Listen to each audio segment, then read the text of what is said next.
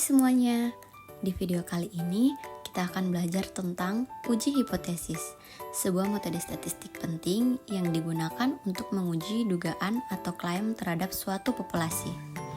Kita akan bahas secara rinci dengan studi kasus. Apa itu uji hipotesis?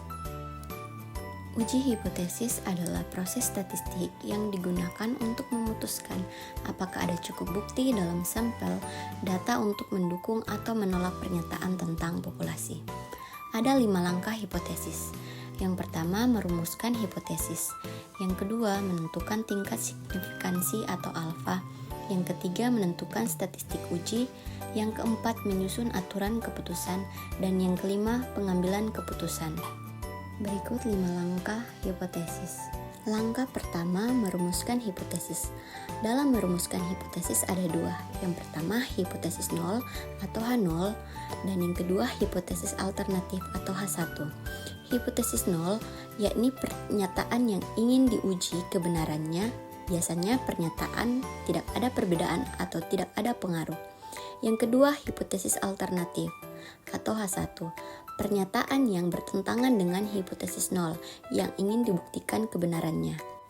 Contoh, H0, pupuk tidak berpengaruh terhadap hasil panen. H1, pupuk berpengaruh terhadap hasil panen. Langkah kedua, menentukan tingkat signifikansi atau alfa. Tingkat signifikansi adalah batas toleransi terhadap kesalahan dalam menolak H0. Biasanya ditetapkan sebelum pengujian. Tingkat signifikansi biasanya sebesar 5% atau alfa sama dengan 0,05. Ini berarti kita siap menerima risiko 5% untuk salah menolak H0 padahal sebenarnya H0 benar. Gambar di samping merupakan gambar grafik distribusi normal standar yang digunakan dalam uji hipotesis statistik. Garis biru disebut bentuk distribusi normal atau garis yang seperti lonceng. Daerah merah disebut daerah kritis. Kalau nilai Z atau hasil uji statistik jatuh di sini, maka hipotesis 0 atau H0 ditolak. Daerah tengah atau yang tidak diarsir adalah daerah tidak kritis. Kalau nilai Z jatuh di sini, maka H0 tidak ditolak. Garis putus-putus di Z min 196 dan Z 1,96 batas antara daerah kritis dan tidak kritis. Nilai kritis Z untuk alfa 0,05 dua sisi. Singkatnya, kalau nilai Z hasil uji lebih kecil dari min 196 atau lebih besar dari positif 1,96, maka kita punya alasan kuat untuk menolak hipotesis 0. Langkah ketiga, menentukan statistik uji. Statistik uji adalah rumus atau metode statistik yang digunakan untuk menguji hipotesis. Jenisnya tergantung pada data dan jenis pengujian. Misalnya, uji Z atau T untuk rata-rata, uji X, chi-square untuk data kategorik, dan uji ANOVA untuk lebih dari 2 kelompok. Langkah keempat, aturan pengambilan keputusan. Setelah tahu nilai alfa dan jenis uji, buat aturan keputusan. Jika nilai statistik uji berada di dalam daerah kritis, tolak H0. Jika berada di luar daerah kritis, gagal tolak H0.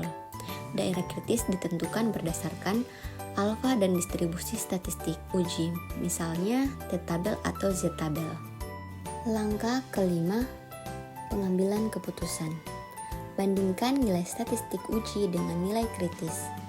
Tolak H0 jika bukti cukup, artinya ada pengaruh atau perbedaan.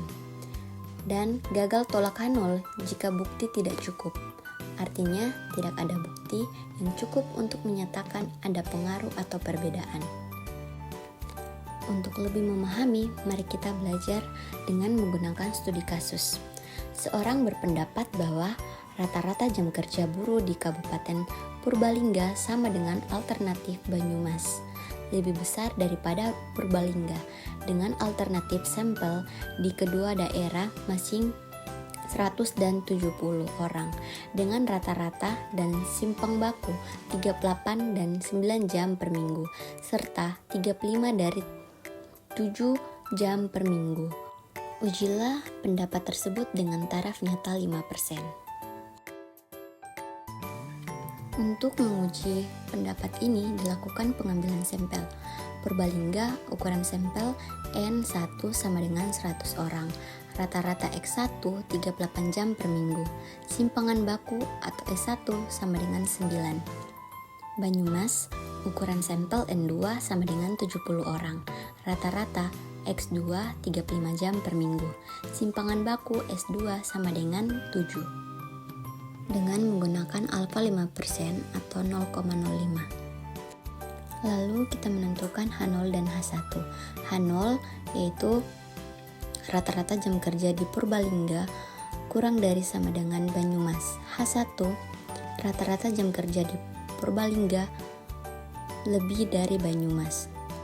Alfa 5% sama dengan 0,05. Karena ini adalah uji satu arah sebelah kanan, maka nilai Z kritis dari tabel Z untuk 5% adalah Z sama dengan 1,64. Hitung statistik uji. Z hitung dengan rumus Z sama dengan X1 kurang X2 akar S1 kuadrat per N1 plus S2 kuadrat per N2.